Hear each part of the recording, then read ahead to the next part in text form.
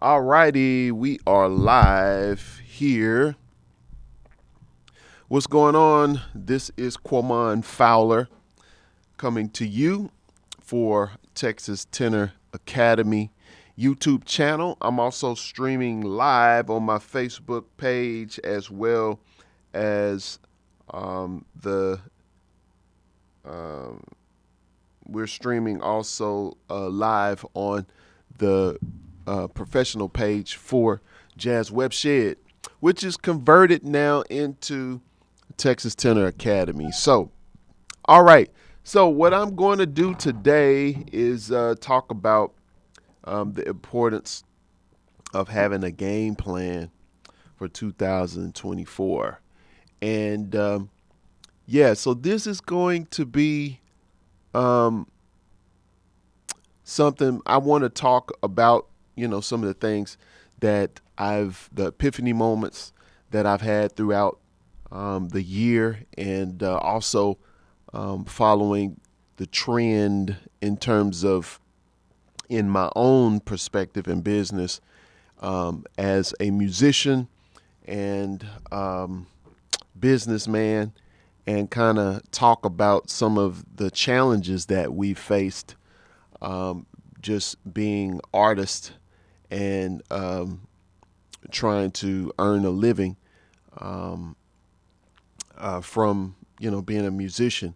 So I'm going to talk about how that kind of inspired a plan, and even talk about how you take that information and you create a plan, implement it into what you're doing. So that's what I want to talk about today. And thank y'all for joining. Thank you. If you're just finding me for the first time, or if you have just been in the habit of just clicking the button and you want to be a part of the community, go ahead and go over to YouTube, and it's the Texas Tenor Academy. So that's spelled TEXAS10ER Academy.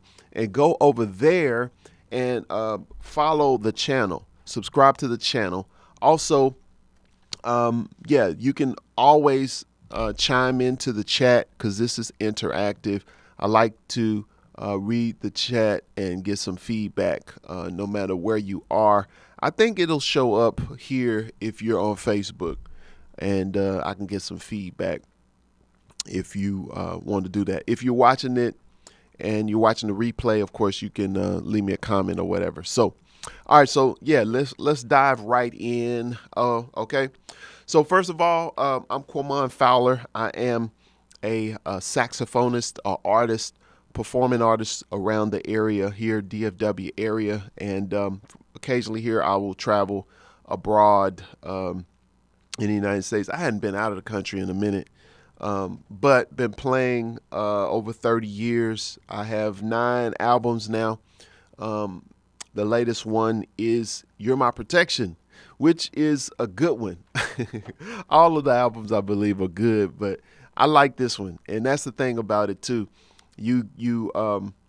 It's interesting because as I release new projects, you look at you factor in a few different things. You factor in what you feel like doing, what you are hearing, and then you factor in what's happening in culture and what people are accustomed to hearing.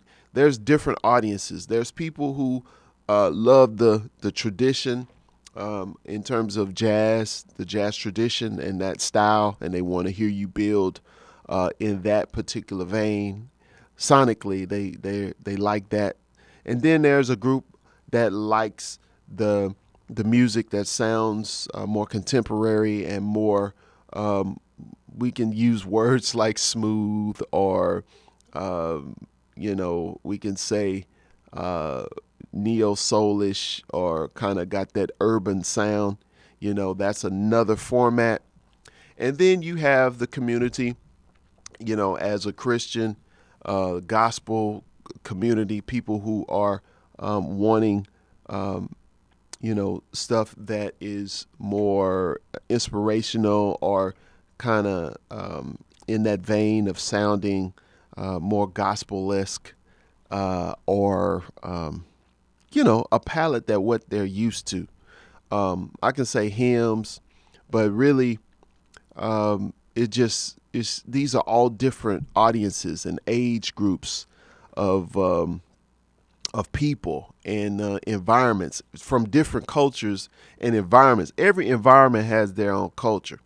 So I'm just giving you these names and terminology so that from the standpoint as a business person, like labels sometimes are limiting, but at the same time, labels give you feedback on, the market, and it's labeled for the purpose of selling. It's a lot easier when you are able to stamp a label on something because people can identify with something that they're familiar with. And so sometimes you can't get too deep and be like, oh, I don't sound like nothing. It's just my original music or it's just my style. No, we all take from specific artists. We take from specific genres. We have influence, from influence from the if you have been in church, the church, and you have been influenced by styles and different things outside of church. Okay, so you need to be able to label what you do and be able to connect with audiences out there because they're always going to ask what you sound like or what is it, And even though everybody's definitions of things are different, and the connotations can be wrong, but at the same time, it can be just a point of reference. We have to explain stuff.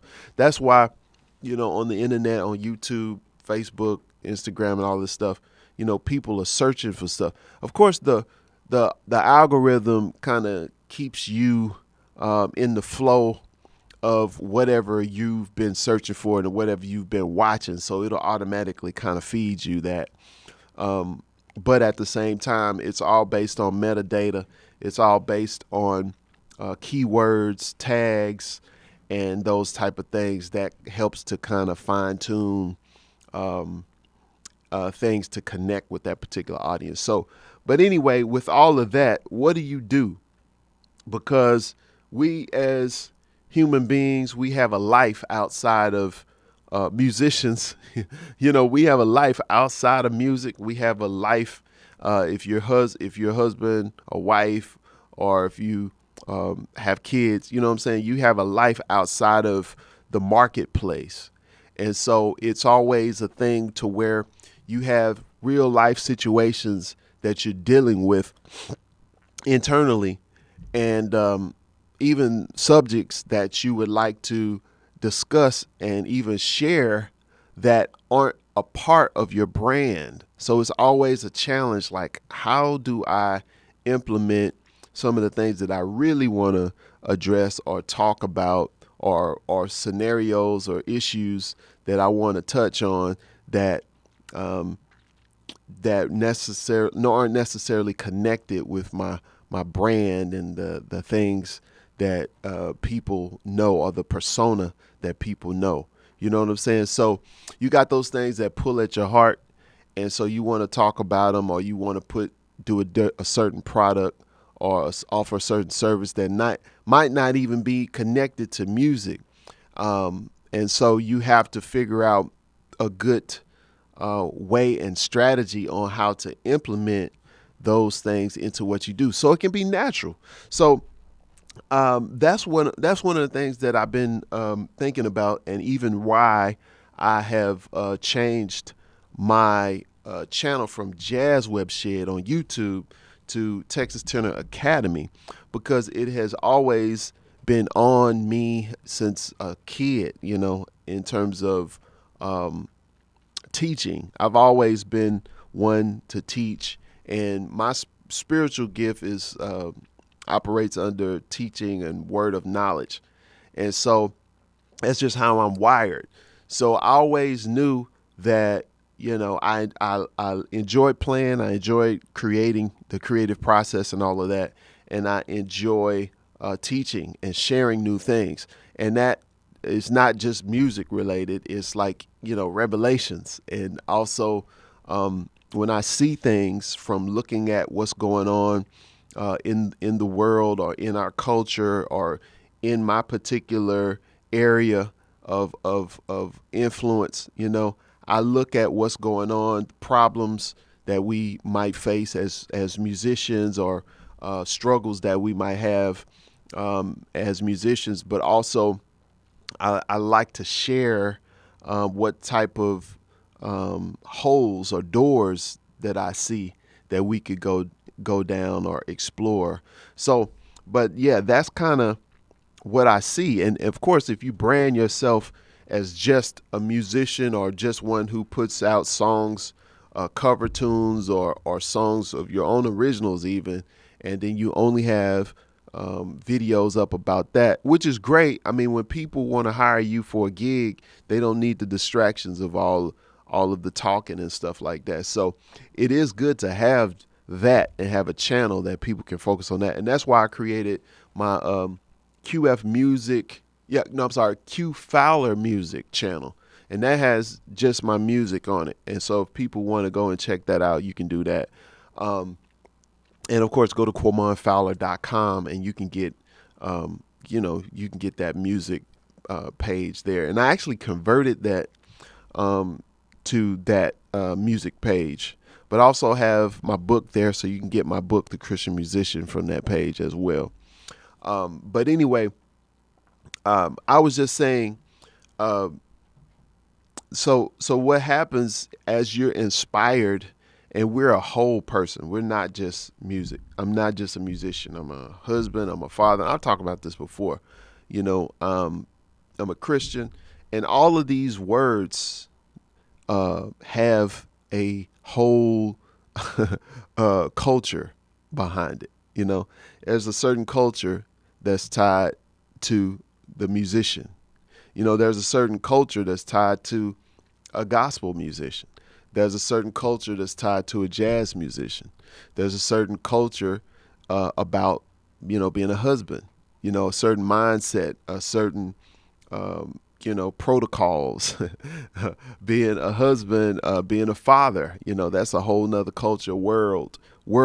And it has nothing to do with being a musician, a jazz musician, gospel musician. All of that's irrelevant. You know what I'm saying? So, but the thing that's beautiful about it, and I was talking about this on the last stream, you use your skills that you have from applying the discipline to mature and get better on an instrument, and you use those same principles to apply to being a great father or being a great husband. And so I was saying it's really good to have a mentor or to have a source, people who are these good examples for you, who you can glean from. And so that kind of, all of these kind of ideas and principles, I was inspired over this past year, and wanted to change the model up for Texas Tenor Academy, and to where I'll create an annual subscription, and then be able to offer those people who are part of the community, like weekly Zooms, a workshop that's every month. And this month we are having Andre Hayward, a phenomenal trombonist, who is going to be joining us here in a couple of days on Friday. And that's going to be at Bandwagon Music Store and Repair. And it's at 6:30, and we're going to be dealing with jazz improvisation, development of your jazz vocabulary, and also we're going to be talking about the music business. So Andre has experience playing with so many top-notch jazz groups like Lincoln Center, Wynton Marsalis, and Lincoln Center Jazz Orchestra, as well as Duke Ellington Orchestra. And it's very interesting. He does a lot of other work as well, and he teaches. He is the trombone instructor with Houston Tilliston, and he also has done some work with the San Francisco Jazz Collective. So really sweet guy, down to earth, and has a heart for helping people. And I love Dre. We talked earlier today, and we're going to have some fun. And so what we're doing is we're collecting questions, questions that you would like for us to cover.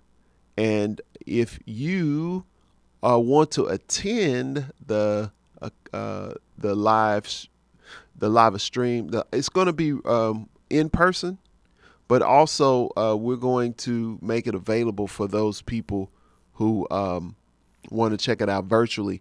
And so right now, the link is in the description of this video, and you can get it there and sign up so that you can be a part of that. What's going on, Will Fortune? What up, bro? My man, Will. Yeah, so we're going to have a good time. And also, I'll have it available. So once you pay for your ticket through the link, I'm going to make it available for those people who are part of who pay for it, but also those members who are a part of Texas Tenor Academy. You'll get this anyway.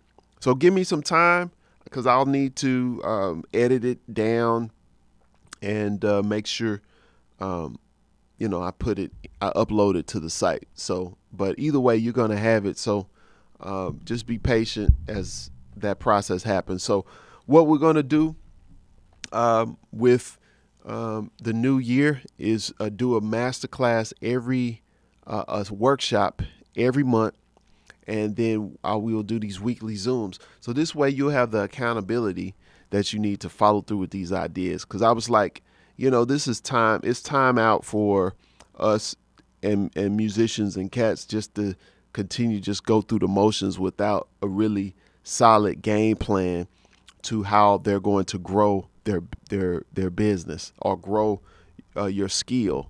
You know what I'm saying? People are so distracted and pulled left and right from watching all of these different YouTube videos or videos on Instagram. But really, because I think about it like this, all of the social media stuff, this came for me, being 43, all of this stuff didn't come until 2007, and I was already 27 years old. You know what I'm saying? And when you think about all of the distractions and how much people consume just daily content, for those people who don't have the discipline and foundation to be able to stay focused reading for an hour or practicing for a couple of hours, when you're born into all of these distractions and access to information, it can really make it hard for you to focus and follow through with things. And so that's why it's very much so necessary for you to have a community and have a somebody in a group of like-minded people who will help you to be accountable, on a weekly, monthly basis. And so that's why I changed the model to what I have changed it to for Texas Tenor Academy. So if you want to participate and be a part of Texas Tenor Academy, the link is in the description. There's a 7-day trial. And then after that, it's just a annual fee that you'll be able to, register and get started, and you'll be a part of Texas Tenor Academy. And so what we're going to be doing, getting started in January, is we will be meeting like on Zoom, and every week. And so, not say every week, I'll say weekly, because sometimes I might not be able to meet. But what I want to do is just do that weekly. And then, like I say, every month we'll have the workshop, which is in person. And so I made this a part of my lifestyle, in terms of performing, teaching, performing, teaching, and being a mentor. this is who I've always been. So it's quite natural. And so there's certain things that you want to have in place when it comes to your business, and when it comes to just your core operations and what you do on a from day to day and week to week. It's certainly something you want to be thinking about, because business is something that you can't be passive about. You have to be proactive. You got to think about what you will be able to do if things change. And so, for instance, one of the examples, when the pandemic happened, I've been posting on YouTube and Facebook like early on in 2000, since 2007, 6 or 7 or so. And then I started a membership site, Jazz Webshed, back in 2009. And so I was doing live streams and webinars and all of those things, and had a membership site, and doing really well back in early 2000s, 2010, onward. And so things change. Like, this was before smartphones. So once people get the smart devices or the tablets and stuff like that, you have to change your setup and have things that are more mobile friendly, or even have an app and stuff like that. And so I had to change things with my website, and I lost a lot of members because habits were changing, and people was just accustomed to getting everything on YouTube. So you have to roll with the punches. Like, we're in competition with these big tech companies. It's hard to compete with the Google and Apple and Netflix and all of these big companies that have all this big archive of content, and they can put out high quality content and make a low subscription. And so people get in the habit of just consuming a bunch of content for not really much of anything. And so they're making their money based on all of the traffic that's hitting these sites and advertisement opportunities, because of all of the volume that's coming into these platforms. And so we, as small businesses, we are affected by it, because the habits of you all, of the consumer, is you're just used to, even subconsciously on levels that you not really even thinking about. It's just understood. Okay, I don't have to pay for this particular content. I can just get it for free on YouTube, or I can just search and do Chat GPT. I can get all of this stuff for free.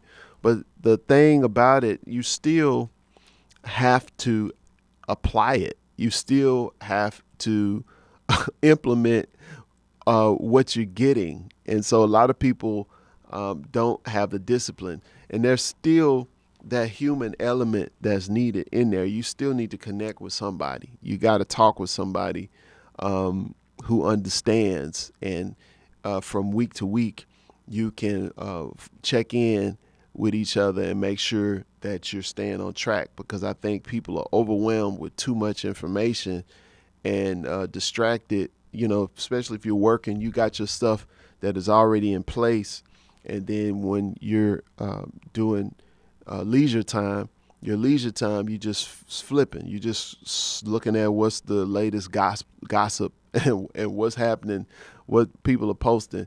And so people now are even putting, more content is going out like never before. It's like overwhelming.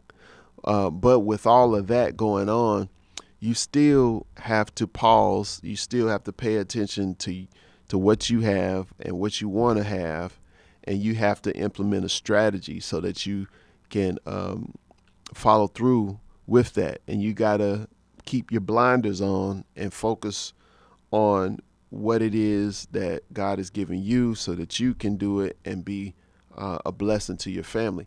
So there's always going to be room for human connection in the midst of the noise and an honest stream. And so I wanted to be one that kept that going in the midst of all of the AI and all of the stuff going on out there. I wanted to create a space through the academy and an outlet as we do the workshops to address a lot of these things to help you develop. So that's what we are doing at Texas Tenor Academy.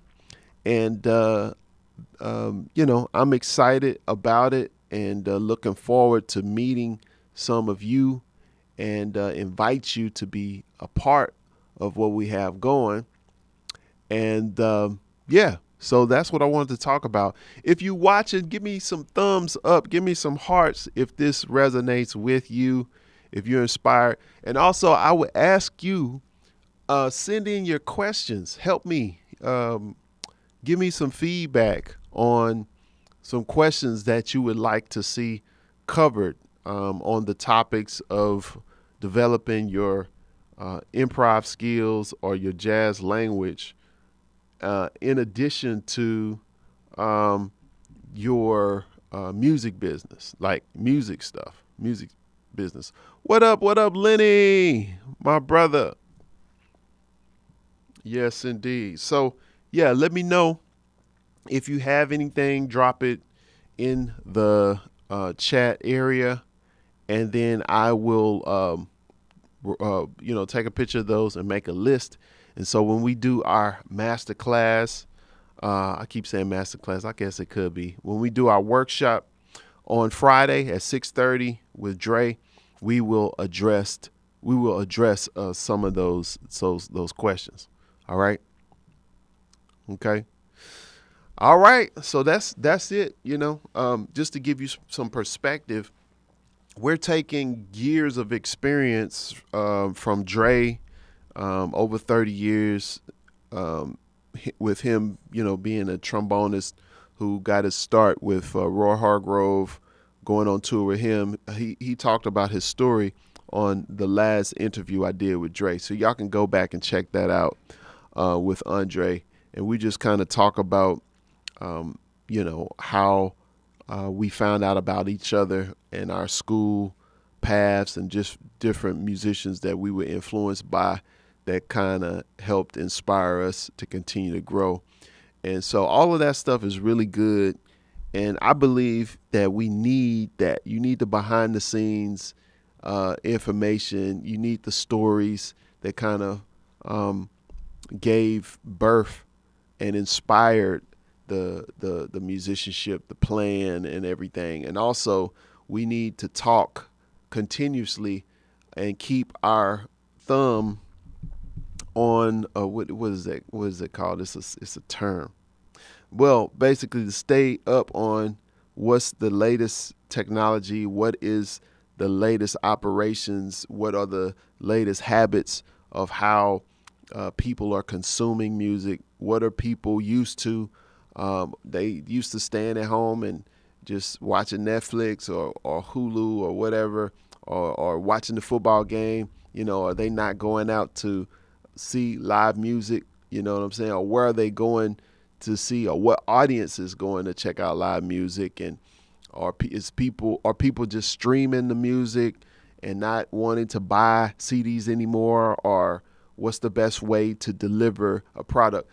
All of these different things are going to be addressed and touched in our workshops and through my channel here now for Texas Tenor Academy. Okay, so that's what's up, and thank y'all for watching. And that's it. If I don't have any more comments or anything, that'll be all for this particular stream. And make sure y'all subscribe to Texas Tenor Academy. And once again, I left the links below if you would like to get started and be a part of the academy. Okay, so that's it. And we will see y'all on the next one. Okay, peace.